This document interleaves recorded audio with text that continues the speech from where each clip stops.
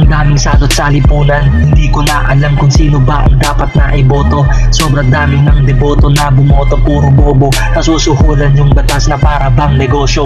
Hindi ko na alam kung saan pa ba ako lulugar, kasi sobrang daming ng taong nawala sa lugar. Pilipinas ba ang misala kung mismong namamahala ang gumawa ng kasalanan? Pag mayaman, puro hearing. Pag mahirap, laging victim. Daming pera, daming hearing. Dagdag sahod, dagdag pagod ang ina. Nakakagigil, laging may taksa, bilihin taksa, laging nakalihim. Sino ba dapat sisihin, tayo ba o yung binoto natin? Alam mo naman siguro yan. Huwag ka basta magtiwala, na sa una lang alam mo yan. Hindi ka na kailangan sabihan pa, lagi mong piliin maging tunay ka.